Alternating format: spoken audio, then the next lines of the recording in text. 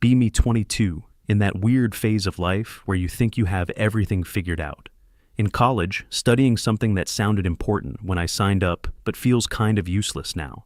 Still living at home with my parents. It was supposed to be a temporary thing to save money, but rent prices are a joke, and my part-time job at a campus coffee shop barely covers gas and textbooks. My life basically revolves around three things: classes, my boyfriend Paul, and my deeply held social theories that I share with anyone who will listen, and many who won't. My main theory, the one I'd built a lot of my personality around, was simple. Modern men have forgotten how to be men. They don't want responsibility. They're stuck in a perpetual state of adolescence. Peter Pan syndrome, but with more vape pens and crypto scams. My evidence was everywhere I looked. Exhibit A, my boyfriend Paul. Paul was 23, incredibly charming, and had the professional ambition of a golden retriever. He was an aspiring something or other. Last month it was a music producer. This month it was a day trader. Next month, who knew? Maybe a gourmet mushroom farmer. His parents paid his rent for his downtown apartment, a place that was way nicer than my childhood bedroom. He talked a big game about hustle and grinding, but his days were mostly spent playing video games and waiting for the right opportunity to fall into his lap. I saw him not as a failure, but as a victim of a society that didn't properly motivate men. I was trying to fix him, I guess. Then there was Exhibit B, my father, Frank. My dad was the polar opposite of Paul, but in my mind, they were two sides of the same irresponsible coin. He was in his early 50s, worked a boring but stable office job for some logistics company, has been there since forever. He was a relic of a bygone era, the strong, silent type. So silent, in fact, that dinner conversations were often just me talking while he stared at his plate. He wasn't lazy like Paul, but he was passive. He had given up. He'd come home from work, the energy completely drained from him, slump into his old recliner, and watch TV until he fell asleep. He never talked about his feelings. He never had grand ambitions. He just existed. His idea of responsibility was purely financial. Pay the mortgage, keep the lights on. But what about emotional responsibility? What about personal growth? In my eyes, he had checked out of life. He was a provider, a human ATM, but not a participant.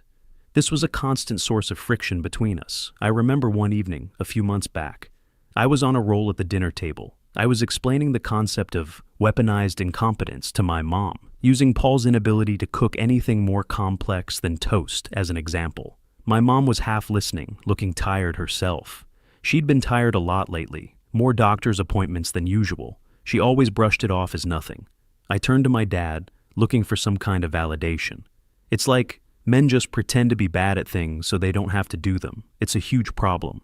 My dad just kept cutting his steak. Didn't even look up. "I'm sure it is," he said, his voice flat. That was it.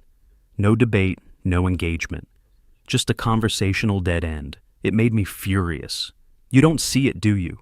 You're from a generation that just accepted these roles. You clock in, you clock out. You don't engage. You don't try to be better. He finally put his knife and fork down and looked at me. His eyes were heavy. Deeper bags under them than I remembered. "I'm tired, Lauren, that's all. See, that's the excuse. Everyone's tired. But some people still show up. They still take responsibility for their own happiness, their own lives." He just shook his head slowly, picked up his fork, and went back to eating. The silence was a victory in my mind. He couldn't even defend himself. I had won the argument. My worldview felt solid, impenetrable. The weeks that followed only seemed to prove my point. My mom had what she called a minor procedure. She was home for a week, mostly resting in bed. My dad took a few days off work to take care of her. I saw him carrying trays of food to her room, making sure she took her medicine. I interpreted this through my cynical lens. This was his comfort zone, simple, physical tasks, no complex emotional engagement required. Just follow the doctor's instructions. Meanwhile, I had to deal with Paul, who had a meltdown because his internet was down for a whole afternoon. He called me 3 times to complain about how he couldn't work on his portfolio, which I knew meant he couldn't play his online game. I spent an hour on the phone with him, talking him down, being his emotional support animal. The contrast was stark. My dad, performing basic duties. Me, managing the fragile ego of a man-child. I felt so burdened. The family car, an old but reliable sedan, started making a terrible noise. I overheard my parents talking about it in hushed tones in the kitchen. The word transmission was used. I knew that was an expensive word. I expected my dad to do the responsible thing, take it to a mechanic, pay the bill, maybe complain about the cost. Instead, the next Saturday, he was in the garage. I woke up to the sound of clanging metal and the smell of oil. I went out there and saw him, flat on his back on a piece of cardboard, sliding under the car. He was covered in grease. His tools, old and worn, were scattered all over the concrete floor. He spent the entire weekend out there. I remember bringing him a glass of water at one point. He slid out from under the car, his face smeared with black grime, his knuckles bloody. "Why don't you just take it to a shop, Dad?" I asked, a little disgusted by the sight. "That's what they're for." He took the water and drank the whole glass in one go. "Shops cost money," he said, wiping his mouth with the back of a greasy hand. "This just costs time." I didn't get it. He had a decent job. We weren't poor. It felt like martyrdom. Like he was deliberately choosing the hardest, most inconvenient path to prove some kind of old-fashioned point about self-reliance. I went inside and texted Paul about it. "My dad is literally spending his entire weekend torturing himself under a car to save a few $100. It's such a boomer mindset. His time has to be worth more than that." Paul texted back almost instantly. "Totally. It's like they think suffering is a virtue. My dad's the same. Anyway, you want to come over? I'm ordering pizza." The difference was so clear. Paul understood modern efficiency. My dad was stuck in the past, clinging to a dusty, broken-down version of masculinity. The car was running again by Sunday evening. My dad came inside, looking 10 years older than he did on Friday morning. He took the longest shower I'd ever heard, and when he came out for dinner, he ate 2 full plates of food without saying a word, and then fell asleep in his chair before 8 p.m. My mom just looked at him with this sad expression and put a blanket over him. I felt a flicker of something, maybe pity, but I quickly stamped it out. This was his choice. He was choosing to be this tired, this disconnected. Things got tighter after that. I didn't have the full picture, just little clues. My mom started using coupons for groceries, which she hadn't done in years. The thermostat was always set a little lower than I liked. When I asked my dad for some money for a new pair of boots I needed for the winter, there was a long pause.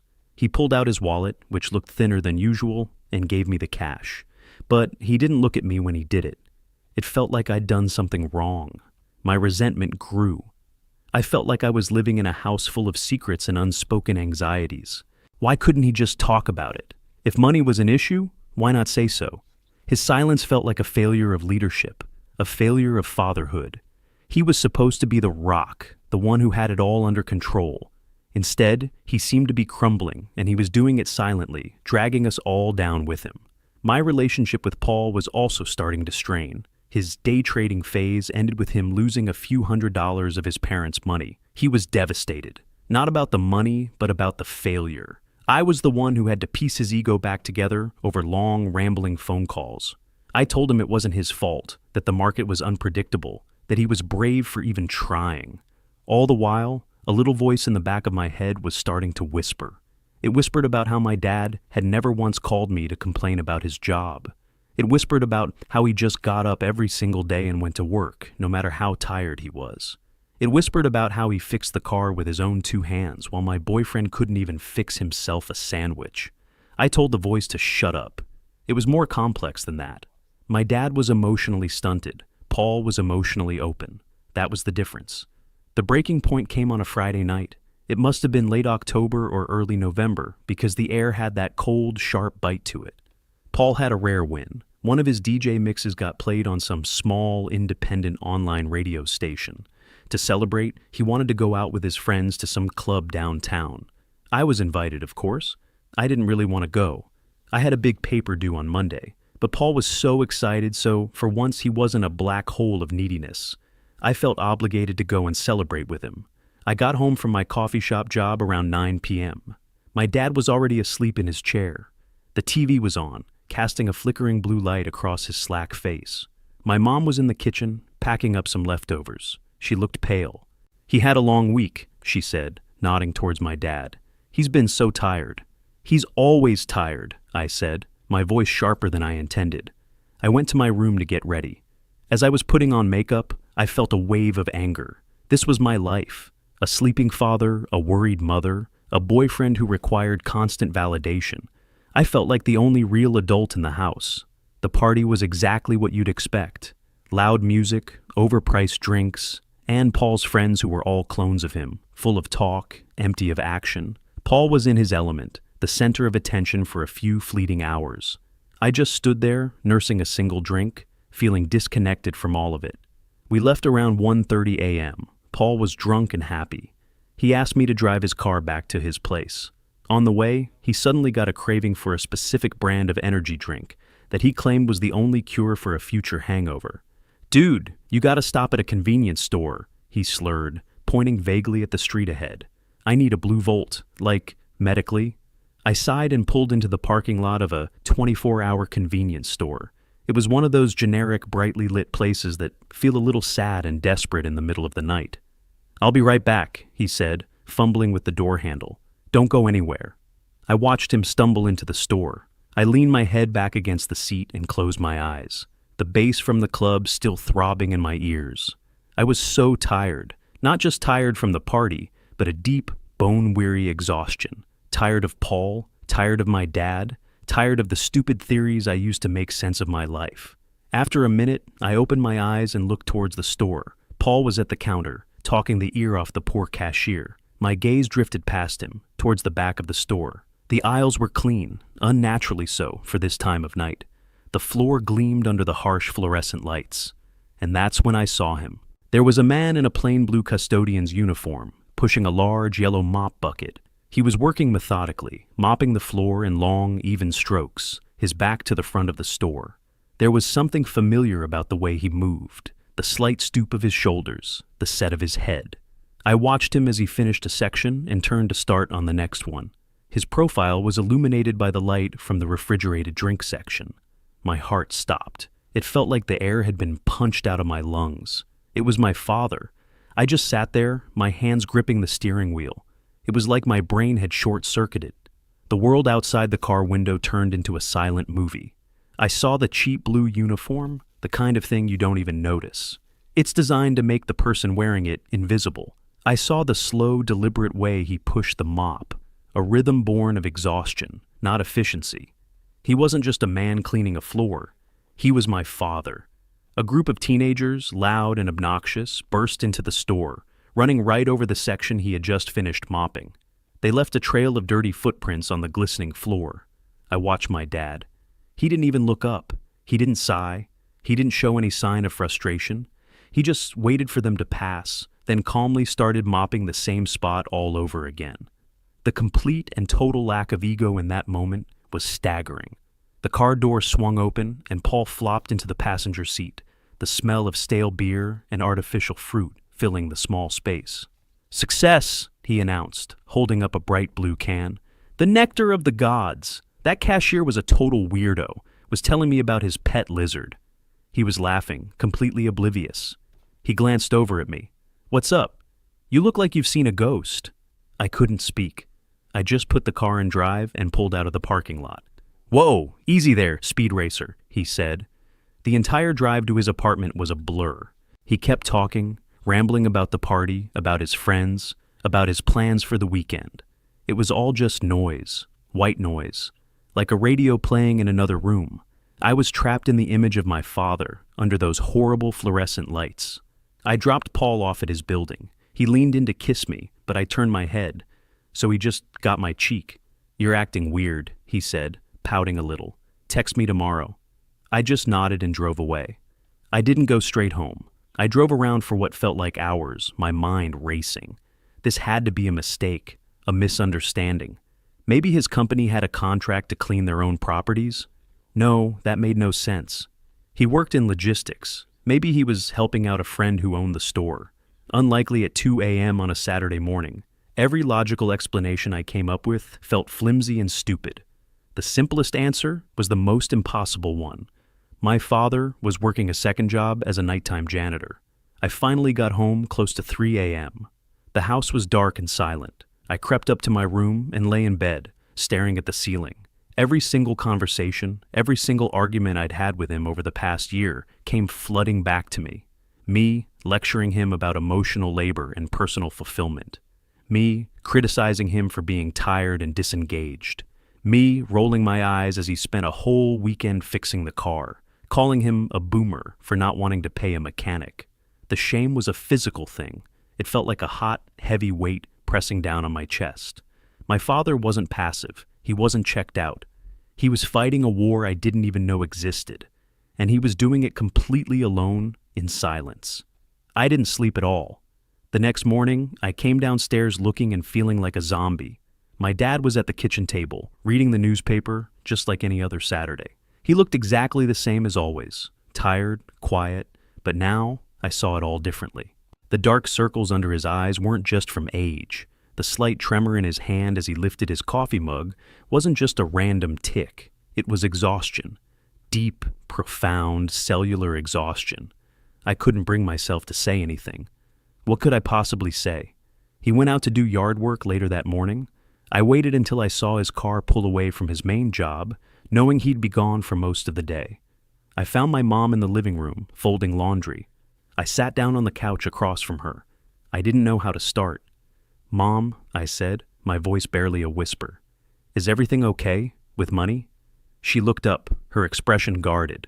"Everything's fine, honey. Why do you ask?" "Don't lie to me, please."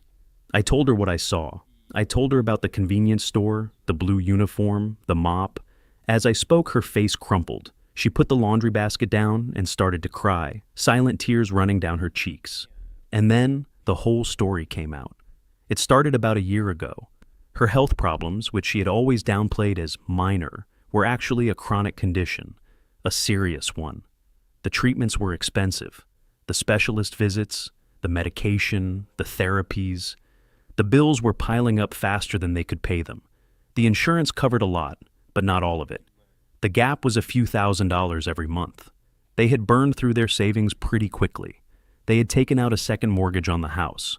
My dad had gotten a small raise at his job, but it wasn't nearly enough. So, about 6 months ago, he had started looking for a second job. It was hard. He was in his 50s. Nobody wants to hire a middle-aged office worker for part-time gigs. The only thing he could find that fit around his main job schedule was a position with a commercial cleaning company that serviced retail stores and offices at night. He worked his 9 to 5 at the logistics company. He would come home, have dinner, maybe rest for an hour. Then, 4 nights a week, he would leave around 10 p.m. and work until 3 or 4 in the morning. "He didn't want you to know," my mom said through her tears. He was so ashamed. Ashamed? Why? He felt like he was failing. He said his one job in life was to provide for us, to make sure you had it better than he did. He didn't want you to have to worry about this. He just wanted you to focus on college, to have a normal life. Every word was another nail in the coffin of my arrogance. My father wasn't ashamed. He was noble, the car repair. He didn't do it to be cheap. He did it because a $1,000 mechanic's bill would have been a catastrophe. The quiet dinners. He wasn't being passive-aggressive. He was so tired he could barely form a sentence. His silence wasn't a sign of weakness. It was a shield, built to protect me from the ugly reality of our situation. I sat there with my mom for a long time. We didn't talk much more. There was nothing left to say. Later that afternoon, my phone buzzed. It was a text from Paul. "Hey, are you still mad at me? I'm really sorry if I was annoying last night. My dad's being a total jerk. He won't give me the startup money for my new podcast idea. He just doesn't believe in me. I could really use someone to talk to." I read the message and I felt nothing. No anger, no sympathy. Just a profound sense of distance. It was like I was looking at a message from a different lifetime. His problems, which just 24 hours ago had seemed so important, were now laughably insignificant. He was a child, complaining that his toys were broken, while my father was literally breaking his own back in the dead of night to keep our world from falling apart. I typed out a reply. "I'm sorry, I can't. We shouldn't see each other anymore." He immediately started calling me. I declined the call. He sent a flurry of texts. What did I mean? Why? Was it something he did? I turned my phone off. I didn't have the energy to explain a reality he would never be able to comprehend. That night, I couldn't sleep again. But this time, I wasn't wrestling with confusion. I was waiting. At 3:15 a.m., I heard the faint click of the front door. I slipped out of my room and went downstairs. He was in the kitchen. He hadn't turned the main light on, just the small one above the stove. He was leaning against the counter, his eyes closed. He was still in his work pants from his office job, but he had on a plain gray t-shirt. He looked so utterly defeated. He opened his eyes and saw me standing there. A flash of panic crossed his face. He thought he'd been caught. I didn't say a word. I walked over to the cabinet, took out a mug, and put a tea bag in it. I filled the electric kettle with water and turned it on. We just stood there in the quiet hum of the kitchen, not looking at each other. When the kettle clicked off, I poured the hot water into the mug and slid it across the counter to him. He looked down at the mug, then he looked up at me. His eyes were filled with a million emotions I had never seen before. Exhaustion, fear, relief, and gratitude. I saw the weight of his secret life, the burden he had been carrying all by himself, and he saw in my eyes that I finally understood. He picked up the mug, his hands trembling slightly, and took a sip.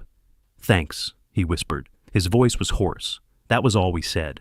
But in that one word, everything changed. Things got different after that night. The next Monday, I went to my college's student employment office and found a job working in the library, shelving books. It was only 15 hours a week, but it was something. I started making dinner a few nights a week, so when my parents came home, there was a hot meal waiting for them. I took every penny I earned from my 2 part-time jobs and gave it to my mom. I told her it was for groceries. We both knew what it was really for. I deleted my social media accounts. All those posts, all those theories about toxic masculinity and the failings of modern men, they seemed so childish and cruel now. I was ashamed I had ever written them. My relationship with my father changed completely. We still didn't talk much about feelings. It wasn't his way. But the silence was different now. It was comfortable, full of unspoken understanding. A few months later, on a Saturday morning, I looked out the window and saw him in the driveway, the hood of the old sedan up again. I put on an old sweatshirt and went outside. He looked up as I approached, a question in his eyes. "What looks like the problem this time?" I asked. He gave me a small, tired smile. "Alternator, I think." "Show me," I said. I spent the whole afternoon out there with him. I didn't know the first thing about cars. I mostly just handed him wrenches and held the flashlight. But I was there. He would point to different parts of the engine, explaining what they did in his simple, direct way. He talked more that afternoon than he had in the past 5 years. And for the first time in my life, I just shut up and listened.